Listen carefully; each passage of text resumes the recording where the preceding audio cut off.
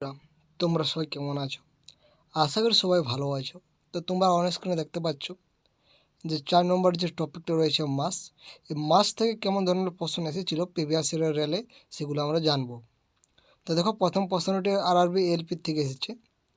সেটা কী বলছে? Which of the following quantity does not change even after changing place. অর্থাৎ কোনটার কোনো চেঞ্জ হবে না যদি তুমি সেই আর যদি তুমি তারপরে যদি তার জায়গাটা চেঞ্জ করো, তাহলে সেটা কোনটা হবে? তো বন্ধুরা, মাসটা তোমরা যেখানেই করো, মানে যেই করো চেঞ্জ, যে জায়গাতে তোমরা নিয়ে যাও, সেটা কখনো চেঞ্জ হবে না।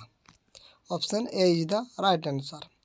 Which one of the following is not related to this group. এগুলোর মধ্যে কোনটা মানে আলাদা বলতে চাইছে? তো দেখো, মাস এটা আলাদা।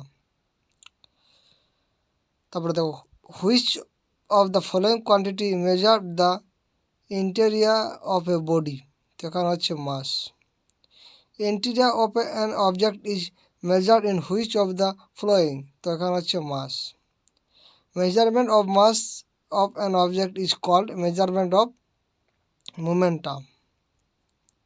What is the definition of mass? মাসের ডেফিনেশন আবার কি বলবো? তো the amount of matter contained in an object is called the mass of the object. Mass by volume করলে কী হবে?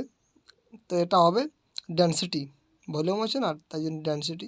তাহলে মাস সমান আমরা কি বলতে পারবো? এখান থেকে আমরা মাস সমান ডেন্সিটি ইন্টু ভলিউম বলতে পারবো। এবং এসআই ইউনিট ডেন্সিটি হচ্ছে KG per M cube, metre cube. The mass density of an object is define as it is mass per unit volume. এটা কিন্তু এসেছিল এলপিতে। দেখো, খুব ইম্পর্টেন্ট প্রশ্ন, এবং এটা স্টেজ 2তে এসেছিলো। কী বলছে? The mass density of an object is define as it is. কিসে ডিফাইন করা হয়? তো মাস ডেন্সিটি। তো ডেন্সিটি একটা ঘনত্বের ব্যাপার আসছে না, হ্যাঁ? তো ভলিউম, এটা হচ্ছে সঠিক উত্তর, volume. What is the mass per unit volume of an substance called? তো এখানে হচ্ছে ডেন্সিটি। তাহলে মাস আর ডেন্সিটির মধ্যে একটা সম্পর্ক রয়েছে, সেই সম্পর্কটা আপনাদের মনে রাখতে হবে আপকামিং এক্সামের জন্য। What is the mass of an unit volume of substance called? এখানে অবশ্যই ডেন্সিটি বলবো। তারপর দেখো, if the weight of an object is 200 newton, find that is mass. তো দেখো, সিম্পল সোজা, আমরা যে সূত্র, আমরা যে মানগুলো দেওয়া আছে সেগুলোকে দেখে নিই। তো ওয়েট দেওয়া আছে, ডাব্লিউ দেওয়া আছে 200 নিউটন, এবং জি এর মান আমরা এখানে দেওয়াই আছে 10 মিটার পার সেকেন্ড স্কোয়ার। তাহলে এম এর মানটা আমরা কী করে পাবো? আমরা ডাব্লিউ সমান এম জি যে ফর্মুলা, সেখান থেকে আমরা এম এর মানটা পেয়ে যাচ্ছি।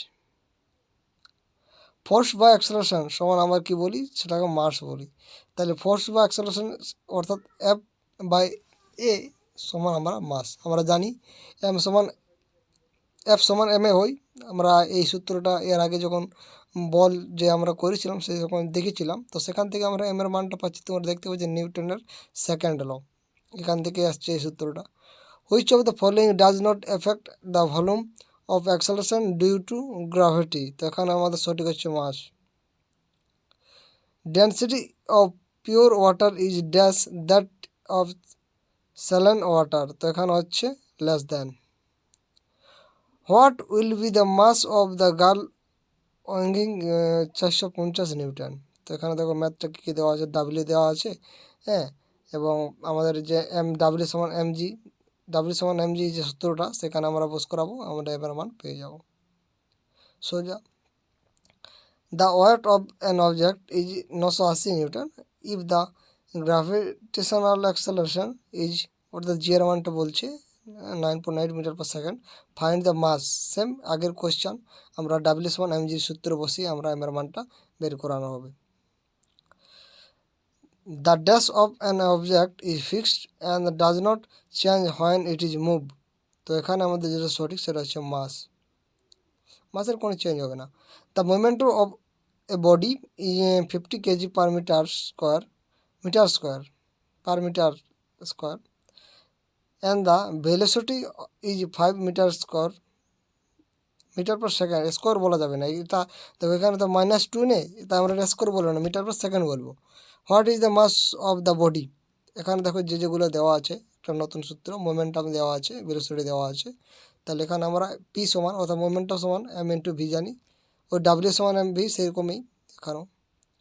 দেখো এখানে দ্য ফোর্স, অ্যাক্সেলারেশন এবং মাস দেওয়া আছে, তাহলে ফর্মুলাটা কী হবে? মাস সমান তাহলে আমরা কী বলবো? অবশ্যই এফ বাই এ হবে। আমরা এফ সমান কী জানি? এম এ জানি, তাহলে আমরা এম সমান কী হবে? এফ বাই এম হবে, তোমরা দেখতে পাচ্ছ অন স্ক্রিন। তারপরে চলো তারপরে প্রশ্নটি দেখো। হ্যাঁ, তারপরে আরেকটি নতুন টপিক, অর্থাৎ নতুন একটা চ্যাপ্টার বলতে পারো বা নতুন টপিকও বলতে পারো, সেটা হচ্ছে নিউটনস ল অফ মোশন। খুব ইম্পর্টেন্ট। তো দেখো, the rate of change of momentum of an object is proportional to the applied unbalanced force in the direction of the force. This rule is known as, তো এটা কোন rule? তোমরা এটা সকালে জানো, নিউটনের second rule. If we move the tree branch fast, then some of the leaves get detached from the tree due to, এখানে হচ্ছে ইন্টেরিয়া। Which of the following example illustrates Newton's first law of motion? তো এখানে আমাদের সঠিক হচ্ছে, হয় না বাস স্টার্ট, হ্যাঁ, সে যখন কী হয়, প্যাসেঞ্জাররা যখন হঠাৎ বাসটা স্টার্ট হয়ে যায়, আমরা পিছন দিকে ঝুঁকে যাই। নিউটন ফার্স্ট ল মোশন, এটা থেকে আমরা এটা পাই, যে গতিজাড্যের ব্যাপারটা। How many law of motion did Isaac Newton formation? তো এটা জানি আমরা, তিনটা তার ল ছিল। The three law of motion were proposed by কে? এটা হচ্ছে নিউটন। সিম্পল। তোমরা দেখতে পাচ্ছ এখানে তিনটা নিউটন সূত্র দেওয়া আছে, 1 2 3 করে। What is the equation of Newton second law? দেখো এটা আমরা সমান এম এ, এর আগে একটু আমরা জানলাম, এটা এনটিপিসি 2021 কিন্তু আসিছিল। দেখো ডাইরেক্ট কিন্তু আপনাদের ফর্মুলাটাই বলতে চাইছে। আর হাফ এম ভি স্কোয়ার, এটা তো তোমরা সকলে জানো, এটা কাইনেটিক এনার্জি অর্থাৎ গতিসূত্রর যে সূত্র। What is the other name of Newton's first law? First লকে আমরা কি বলে থাকি? সে ইন্টেরিয়া বলে থাকি, ল অফ ইন্টেরিয়া। তারপরে দেখো, second law of motion is related, তো এটা কিন্তু মোমেন্টামের উপরে রিলেটেড আছে। Newton second law of motion, এটা কী বলছে? It is helpful for understand the effect of force. তারপরে দেখো, দ্য ইকুয়েশন এফ সমান M A is given by Newton's কোন ল? এটা হচ্ছে নিউটন সেকেন্ড ল দিয়েছে। Which of the following Newton's law of motion provides an example for why a ball throw in the wall collides the and return? অর্থাৎ তুমি যদি একটা দেওয়ালে বলকে মারো, সেই বলটা আবার তোমার দিকে চলে যাচ্ছে, এটা নিউটনের থার্ড ল, একেবারে সোজা প্রশ্ন। Which of the following statement is true for Newton's third law motion? তো অবশ্যই একটা বিপরীত দিকে কাজ করবে, তা force applied different body in opposite direction. প্রত্যেক সমান বিপরীতমুখী ক্রিয়া আছে। The famous law of motion is given by, তো এটাও তো জানোই Newton. The rate of change of in momentum of a body is proportional, তো সেটা হচ্ছে applied force. The second law of motion show, সেটা হচ্ছে the rate of change momentum of an object is proportional to the net force applied to the object in the direction of net force. তারপরে চলো দেখো কী আছে। Which of the following statement is false বলছে, তো এখানে false কোনটা হবে? তো when a bus stop suddenly the passenger sitting in the bus is jerk back, তো পিছন দিকে আমরা হেলে যাব না।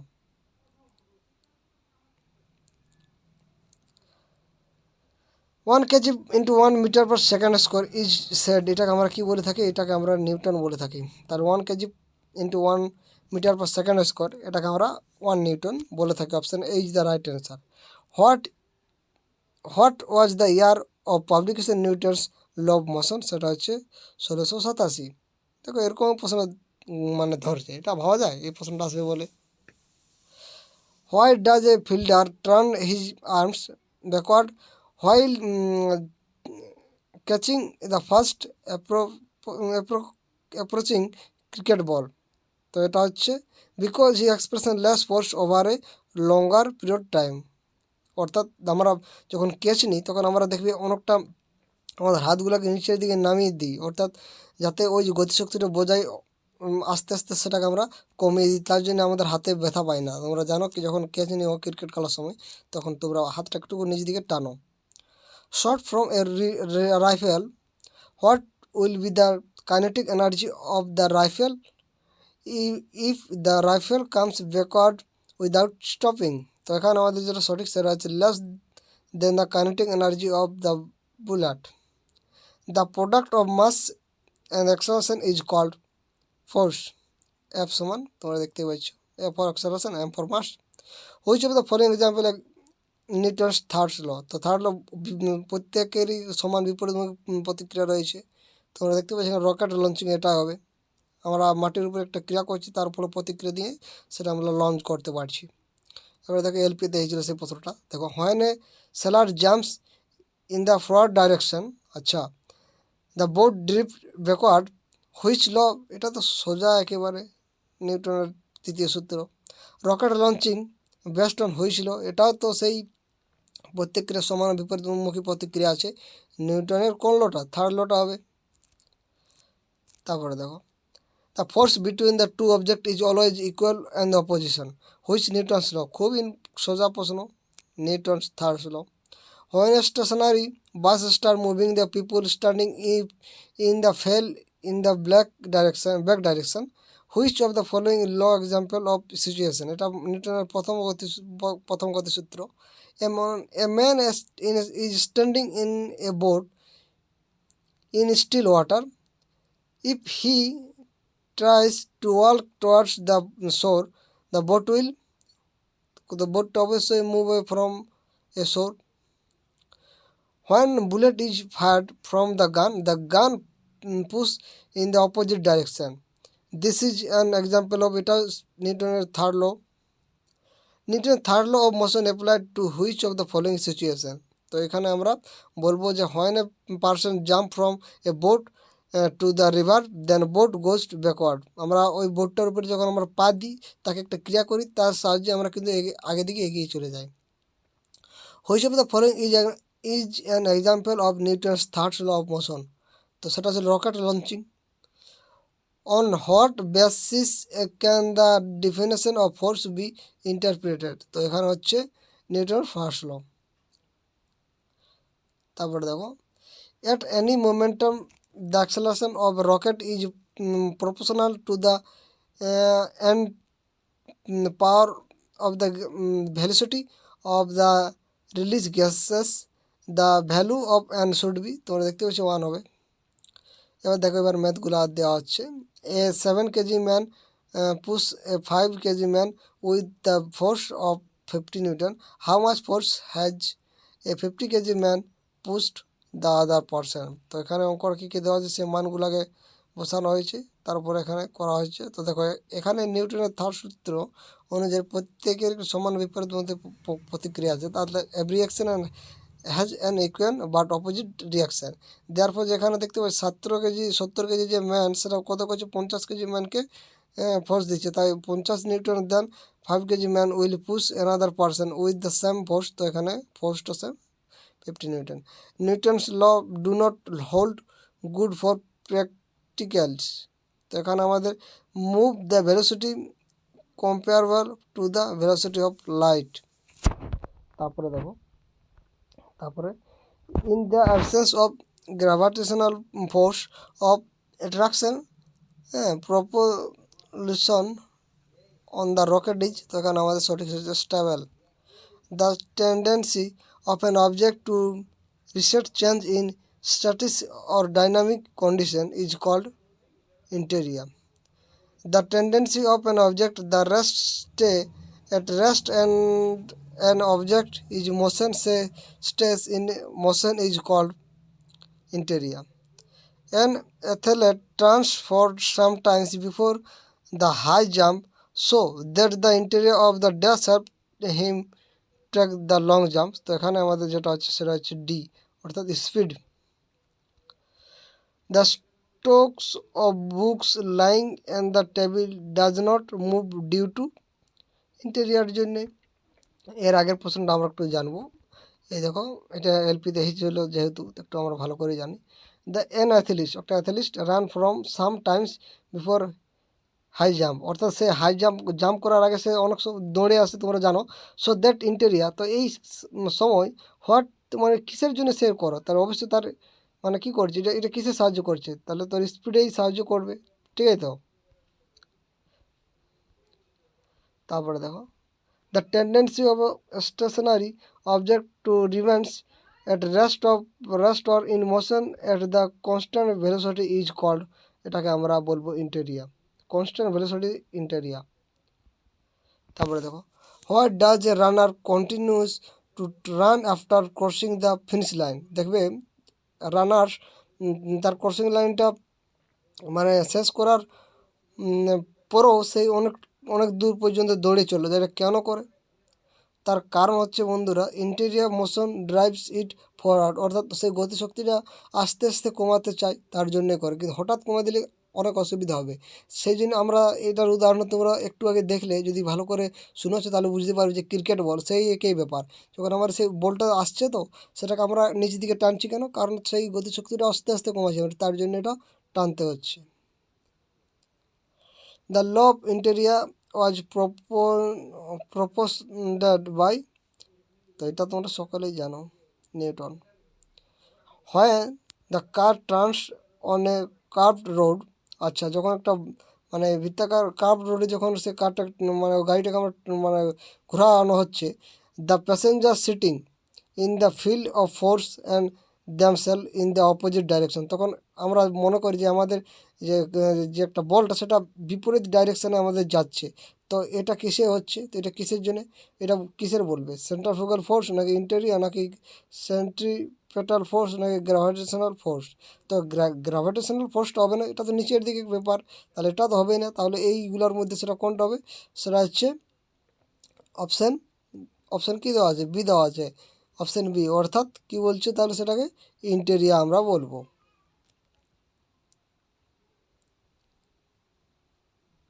তারপরে দেখো, when a cardboard placed on the glass tumbler in flicked away with a finger, a coin placed on it is fall the glass, which law define the statement. অর্থাৎ এখান থেকে বলতে চাইছে, ধর একটা গ্লাসের উপরে একটা আমরা আমরা একটা যখন একটা কার্ড নিয়ে নিচ্ছি, হ্যাঁ, সেটাকে আমরা তারপরে ওর উপর একটা কয়েন দিয়ে দিচ্ছি, এবার আমরা ওই যে আমরা গ্লাসের উপরে একটা যে আমরা কার্ড নিয়েছি সেই কার্ডটাকে আমরা যদি হাঁটিয়ে দিই মানে খুব স্পিডের সাহায্যে, তাহলে তোমরা দেখবে কী দেখবে, ওই কিন্তু কয়েনটা গ্লাসটাতে পড়ে যাচ্ছে, তাহলে এইখান থেকে কোন সূত্রের কথা বলেছি, এটা হচ্ছে ল অফ ইন্টেরিয়া। এবং which of the following the maximum value of ইন্টেরিয়া, তো ম্যাক্সিমাম ভ্যালু অফ ইন্টেরিয়া আমরা কোথায় পাবো, অবশ্যই ট্রেন অ্যান্ড এরোপ্লেনে আমরা পেয়ে থাকি। তো আজ এইখান পর্যন্ত, এরপরে যে চ্যাপ্টারটা বা বলো টপিকটা সেটা আমরা ফার্স্ট সেটা পরের ভিডিওতে আলোচনা করব। তো আজকে এখানেই, ধন্যবাদ বন্ধুরা ভিডিওটা শেষ পর্যন্ত দেখার জন্য।